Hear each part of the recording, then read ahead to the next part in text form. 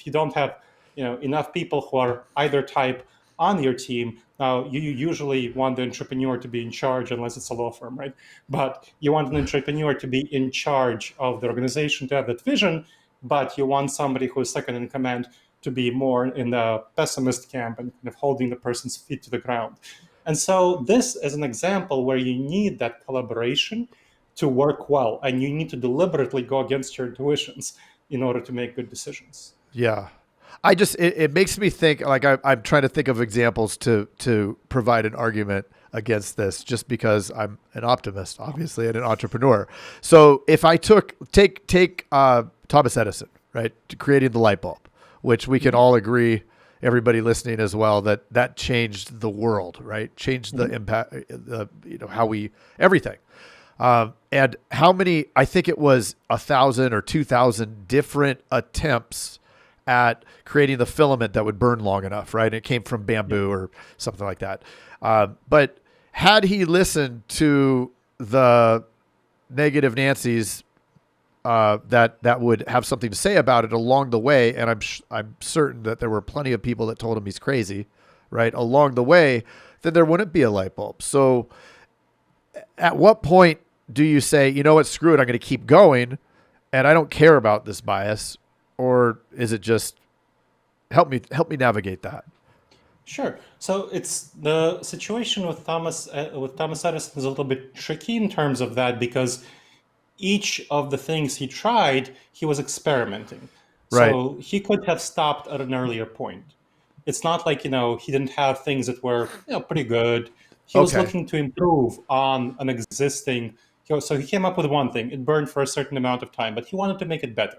So it Okay. wasn't kind of, inventing the light bulb was a zero to nothing. It was a Gotcha. process of gradual improvement. So Thomas Edison perhaps is not the best example, but Okay. there are plenty of people who, even think of entrepreneurs, right?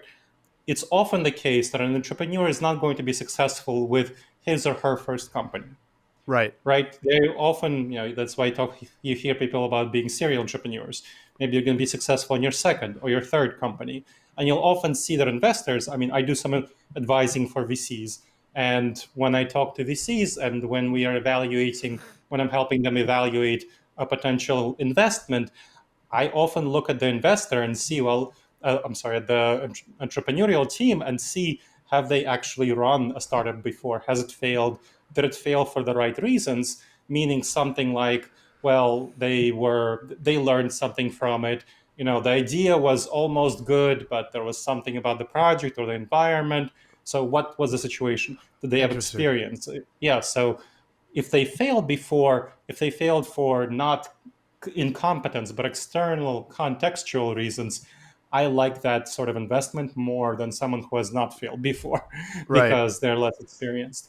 So you want to see if an entrepreneur learned and got out of a failing enterprise in a timely manner. Because if you don't get out and you try to grind on when it's really not something that's taking off, it might become a hobby for you, but it's not going to be a good business.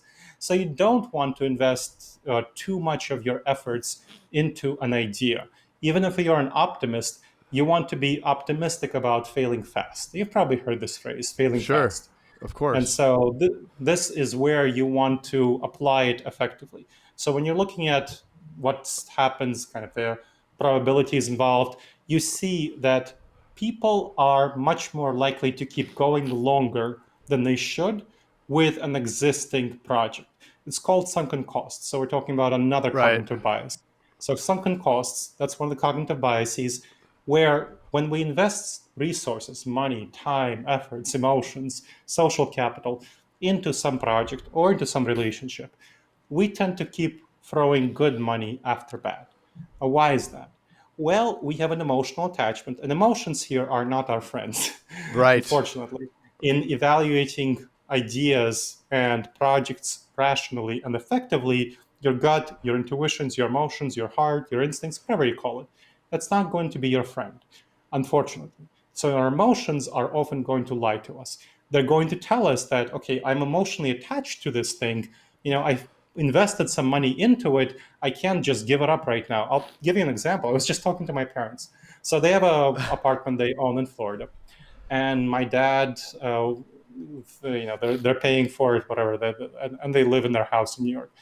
And my dad says, well, we should go and have a vacation in Florida. The apartment is empty, and we're paying for it. And my mom really wants to go elsewhere. She wants to go visit Europe.